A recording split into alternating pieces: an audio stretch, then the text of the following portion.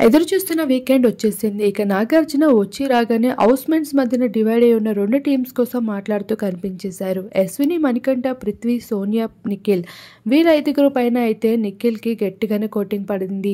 అసలు చెఫ్ ఒకరైతే లీడర్‌గా ఇంకొకరు కొనసాగారు సోనియా. ఇదే విషయం పైన నిఖిల్‌కి అయితే యేసుకుంటూ వచ్చేశారు. అయితే ఇవన్నీ చేయడంలో ఏమాత్రం తప్పు లేదనే చెప్పుకోవచ్చు. అయితే మణికంఠని గేమ్ నుండి టవర్ టాస్క్‌లో తీసేసినప్పుడు అసలు మణికంఠని తీసేసకన్నా ఆ యశ్వినిని తీసేసుంటే బాగుండేది కదా అంటూ సోనియా నిఖిల్‌కి సజెషన్స్ ఇస్తూ ఉంటే అవును అవును నాకు అదే అనిపించింది అంటూ నిఖిల్ అంటూ ఉంటాడు. సోనియా ఏదంటే అదే కొడుతూ కనిపించేస్తున్న నిఖిల్‌కి అయితే నాగార్జునతో కోటింగ్ పడకుండా ఉండలేకపోయింది.